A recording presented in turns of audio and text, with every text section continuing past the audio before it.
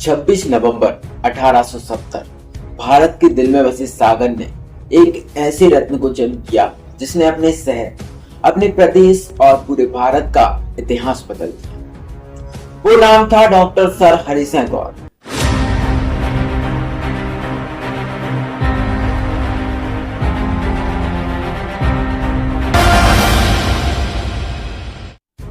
नमस्कार, मैं सूरज और स्वागत है आपका हमारी आज की खास खबर में।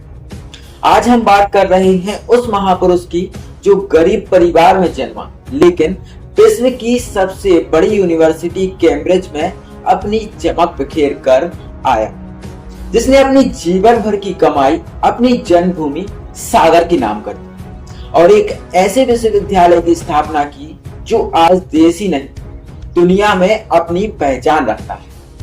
ये कहानी है समर्पण की, संघर्ष की, देशभक्ति की और शिक्षा को जीवन से ऊपर मानने वाले एक महान आत्मा की। 26 नवंबर 1870 सागर की सनीसी टोरी एक गरीब घर में एक बच्चे ने जन्म लिया। नाम रखा गया हरि सिंह। आर्थिक तंगी थी, समाज की चुनौतियां थी, लेकिन उनके भीतर एक आग थी, पढ़ने की और बढ़ने की, कुछ बदल डालने की। सागर की गवर्नमेंट हाई स्कूल में पढ़ाई, फिर जबलपुर, फिर नागपुर, हर परीक्षा में प्रथम, हर क्लास में टॉपर और हर जीत के साथ नई छात्रवृत्ति। लेकिन हरि सिंह की उड़ान यहीं खत्म नहीं हुई। साल 1889 में वे इंग्लैंड के लिए रवाना हुए और जल्द ही बन गए कैम्ब्रिज यूनिवर्सिटी के ऑनर स्टूडेंट। 1892 में ऑनर्स, 1896 में एमए, फिर एलएलएम और 1908 में एलएलडी। डिग्रियां ऐसे इकट्ठी की जैसे कोई योद्धा जीतें इकट्ठी करता है।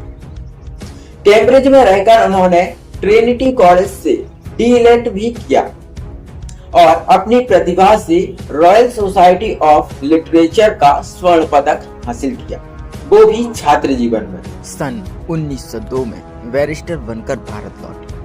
वकालत की दुनिया में उनकी चमक ऐसी थी कि इंग्लैंड की प्रीवी काउंसिल तक में वकालत की। उनकी लिखी किताबें the law of transfer in British India, the penal law of British India आज भी कानूनी दुनिया की धरोहर है। बौद्ध दर्शन पर उनकी पुस्तक द स्पिरिट ऑफ बुद्धिज्म इतनी प्रभावी थी कि डॉक्टर भीमराव अम्बेडकर भी उससे प्रभावित हुए।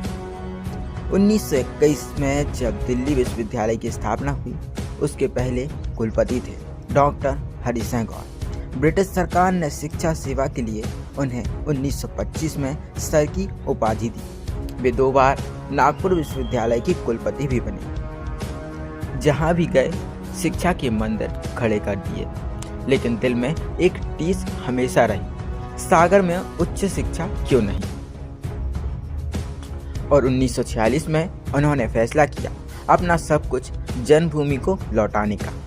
उन्होंने अपनी जीवन भर की कमाई के 20 लाख रुपए दान कर दिए और बनाया सागर विश्वविद्यालय।